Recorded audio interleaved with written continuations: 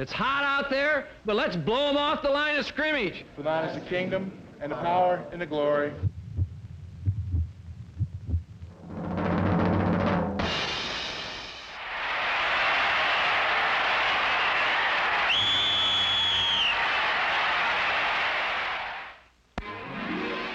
Last Saturday, an epidemic of Falcon fever swept into Irving, Texas. It was highly contagious and could be virulent. All season long, the Atlanta football team had the symptoms, a coma-like torpor which would see them fall behind in a game. Then this would be followed by a miraculous recovery, which would see them rally to win in the final seconds. 6 times in their 10 victories, Coach Lehman Bennett had seen his team come barreling down the stretch to overtake an opponent at the gun. This included a narrow 14-13 come-from-behind victory in the first round of the wild card playoffs over the Philadelphia Eagles. Today, the Falcons will need all the miracles they can muster, because in the Dallas Cowboys, they are meeting a team that has already been put on a plane to Miami and Super Bowl 13 by virtually everyone who knows football. One big advantage the Cowboys have is that they are playing at home, where they are loved more than anything, with perhaps one exception. Both teams have tenacious and tough defenses, with the Cowboys finishing second and the Falcons fourth in the NFC. But on offense, the imbalance is glaring. The Cowboys were first in the conference, the Falcons a weak 12th. So it seems that in this 1978 NFC divisional playoff, the cards are heavily stacked in the Dallas Cowboys' favor. But one can never tell when the other team is carrying a pocket full of miracles, as the Atlanta Falcons meet the Dallas Cowboys in the NFL Game of the Week.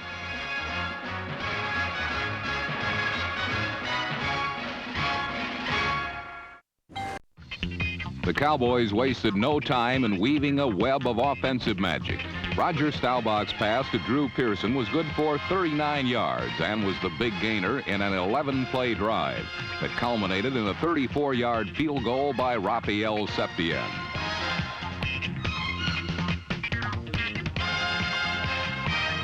When the Falcons got the ball, they took immediately to the air, where Steve Bartkowski to wide receiver Billy Reichman was good for 22 yards.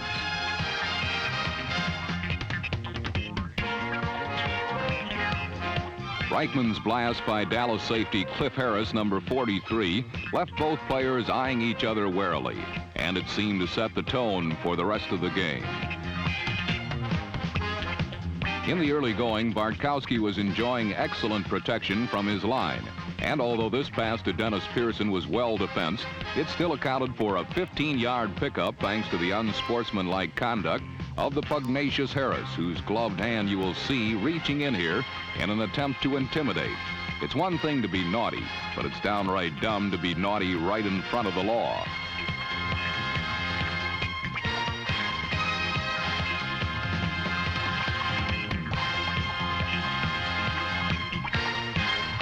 The penalty kept the Atlanta drive going, and from the 14, running back Bubba Bean galloped in to put the Falcons on top 7-3.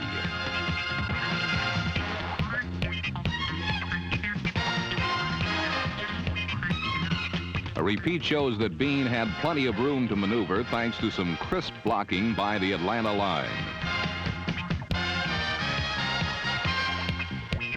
While the Falcon offense had left its calling card, the defense was about to make a big impression on Roger Staubach.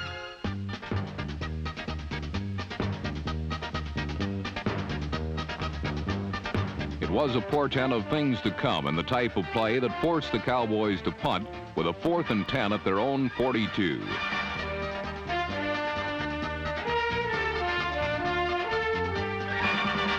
Danny White's fake punt was good for 12 yards and the first down. From there, fullback Scott Laidlaw, number 35, barged his way forward for 21 yards. A repeat shows that while Laidlaw's forte may not be speed, his balance and extra effort more than make up for it.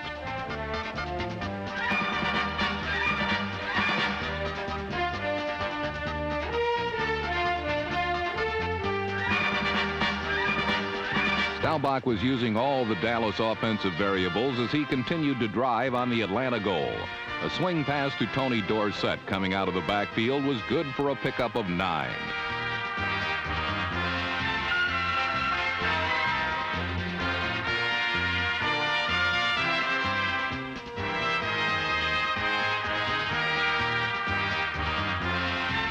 With a 1st and 10 at the Atlanta 13, Roger decided to go for the works. What he got was a mini juggling exhibition by wide receiver Tony Hill.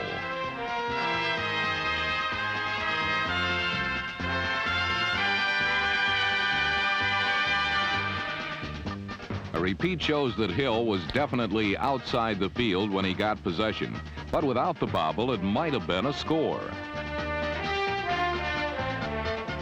It didn't matter, though, because on the next play, Scott Laidlaw laid a straight course for the end zone, and the Cowboys led 10-7. On a repeat, watch the Dallas guard on the right of the screen pull out, go to his left, and neutralize number 54, Atlanta linebacker Fulton Kuykendall. The key block was thrown by Herbert Scott, a 260-pounder from Virginia Union.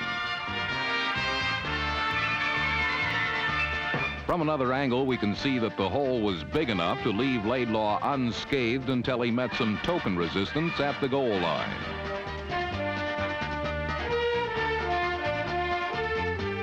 Laidlaw, a fourth-year man from Stanford, was substituting in the game for the injured Robert Newhouse, and it seemed that little, if any, effectiveness was lost. Now, late in the first quarter, was time for Steve Bartkowski to meet the ever-lurking, ready-to-pounce Doomsday. Linebacker Thomas Henderson got him on a blitz for a loss of 8. 2 plays later, it was Too Tall Jones and a loss of 11. Watch number 72 at the bottom of the screen, and you'll know what it's like to get caught in a Buffalo stampede.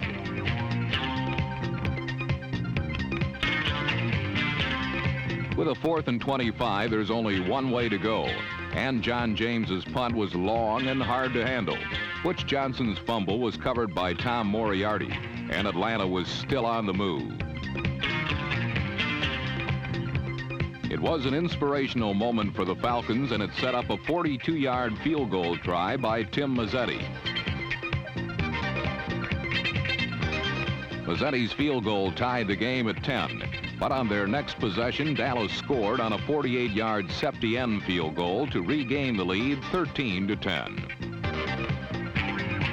Then Atlanta stormed right back, and Bartkowski hit Wallace Francis for 17 yards and a score. A repeat shows a perfectly thrown needle threader pass, good for a 17-13 Falcon lead.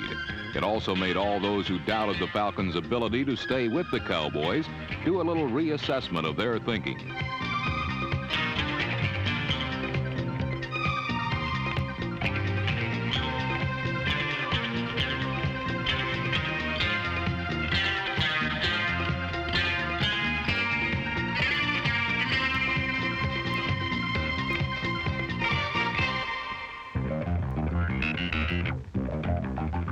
On the next series, Dallas had the ball for only one play, which was a Tony Dorsett fumble, recovered by Atlanta's Tom Pridemore, number 27, on the Dallas 30.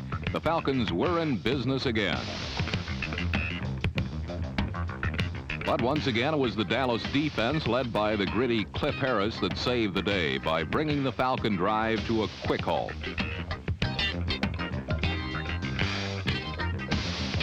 With runs and passes both ineffective, Atlanta settled for another Mazzetti field goal and a burgeoning 20-13 lead. And then, for a moment, the Doomsday Missile wore red and was homed in on Roger Staubach.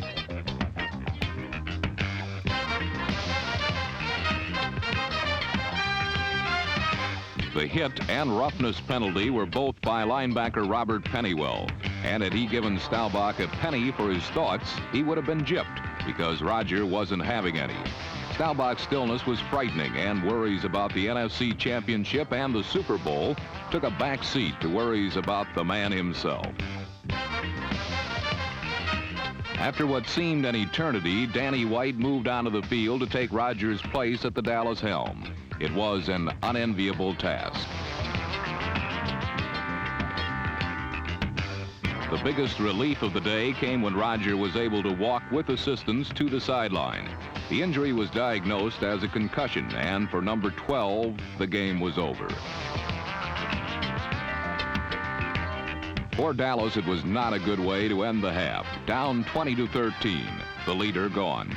The substitute quarterback cold and perhaps a little shaken himself.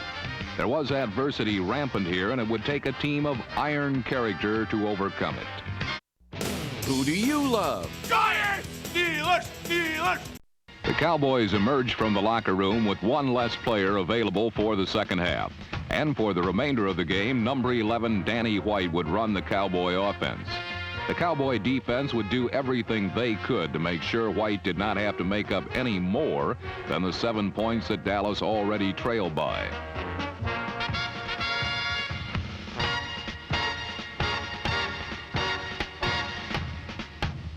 The Dallas D did all that could be expected. With the exception of one drive late in the game, the Cowboys permitted the Falcons a futile 28 yards in the second half. But then Atlanta really didn't need any points. They led 20-13, and if the tough Falcon defense could stop a Staubach-less Cowboy offense, Atlanta didn't need to gain another inch. Roland Lawrence intercepted White's first pass of the second half, and the Cowboys looked like they might have been in trouble. But another angle reveals that White's poor throw was caused by harsh pressure from Edgar Fields. Fields' near sack caused White's pass to Drew Pearson to be underthrown, and Lawrence intercepted. Lawrence and his defensive backmates are all excellent man-to-man defenders, and they have to be. Atlanta blitzes so often that they are frequently forced to go one-on-one. And they do it very well, covering the game's finest receivers with no help from linebackers, despite the fact that no one of Atlanta's defensive backs is over 5 feet 11 inches tall.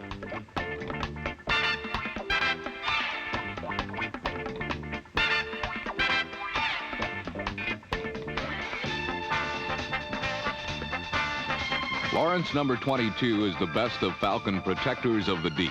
And though the Cowboys kept trying to bomb the singled-up secondary, they could not explode or exploit Atlanta's defensive backs. Instead, White found success by rolling out to avoid Atlanta's blitzing linebackers and throwing short into their coverage areas. With these shorter passes, Dallas was taking advantage of Atlanta's blitz. On this play, right linebacker Greg Brazina, number 50, has blitzed, and White's pass goes directly at his vacated area.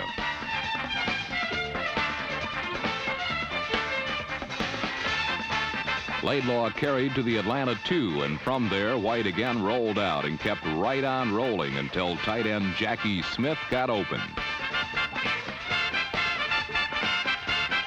In the middle of the third period, White had led Dallas to a tie at 20. And on the Cowboys' next series, Staubach's stand-in had them rolling again. On this possession, White mixed in some Dorsett driving before again testing Atlanta's secondary with a 6-point shot. This one could have worked for Tony Hill was open, but White passed poorly, so Hill settled for a field goal.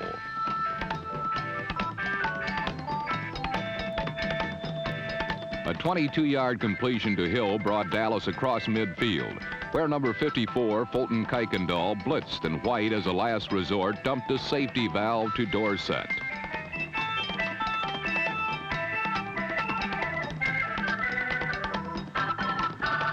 Dorsett carried to the Falcon 15, but upfield it was ruled that Kuykendall's blitz had succeeded. The pass came after White's knee touched down, and Dallas's drive was done. The Cowboys now began to take advantage of their ever-improving field position.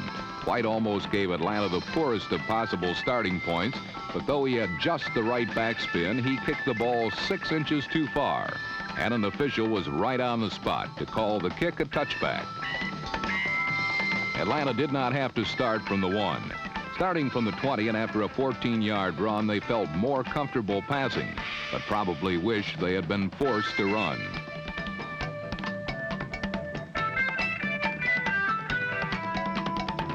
Aaron Kyle was a classic example of being in the right place at the right time, as he collected a pinball interception and returned it to the Atlanta 40.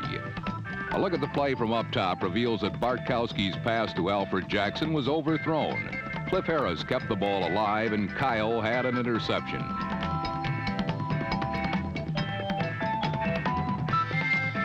Early in the fourth quarter, Dallas failed to capitalize on the turnover. But when Atlanta punter John James got off just a 10-yard punt from his own 20, Dallas was just 30 yards from the go-ahead score.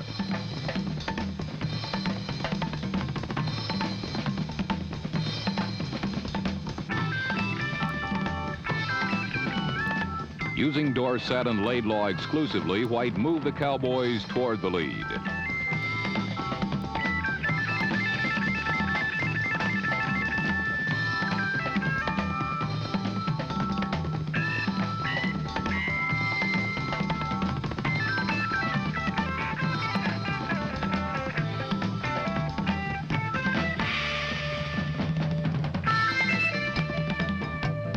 A 1-yard dive by Laidlaw gave Dallas the lead 27-20 and gave the unheralded running back his second touchdown of the day. The Cowboys led by 7, but with 10 minutes to go in the game, there was certainly enough time for the late game lightning Atlanta Falcons to score at least once.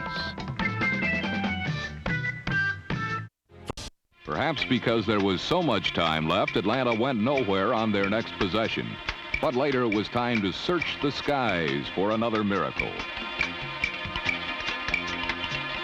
After a penalty, this one would begin from 95 yards away.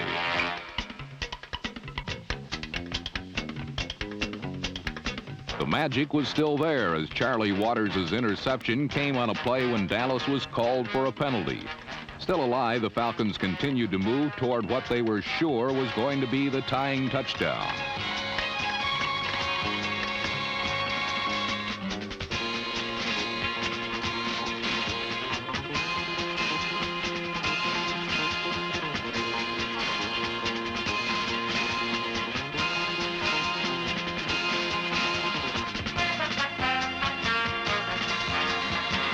A 20-yard completion to Francis and 29 yards on 4 running plays brought Atlanta to a 3rd and 10 on the Dallas 41.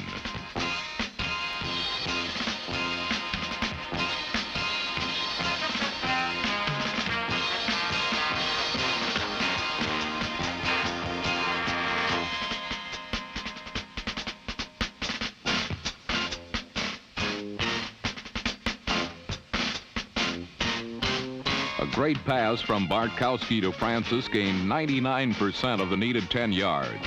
And what would be Atlanta's best chance came down to a 4th and inches at the Dallas 31.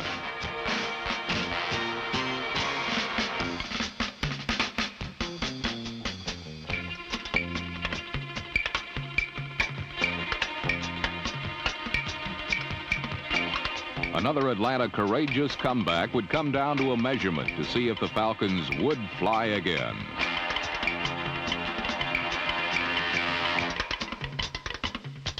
The Cowboys made sure the officials got all the help they needed in marking the spot. And when the chains came in, Atlanta had come up short. The Cowboys had stifled this Falcon chance, but Dallas could not run out the clock. And Atlanta got one more chance with 48 seconds left. But world champions do not allow late comebacks, no matter how good the story. And as number 43, Cliff Harris, dropped deep into the miracle zone, Dallas put Atlanta down for the final time.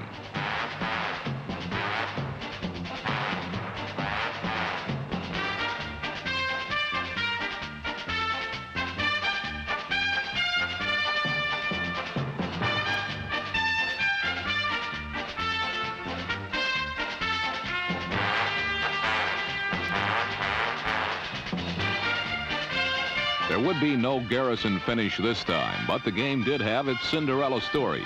Danny White, forced into emergency service when Roger Staubach was injured, had led the Cowboys to 2 second-half touchdowns and the victory. The second-string quarterback finally got the girl. But White was not the only story. Inspired by the loss of their leader, the Dallas defense completely shut down the opposition. Chances are if the teams were still playing today, Atlanta would still have those same 20 points that were not enough, as Dallas came back to win 27-20 and end Atlanta's wild and crazy season. For Dallas, it's Los Angeles this week in the final step towards Super Bowl 13 and a chance to defend their title.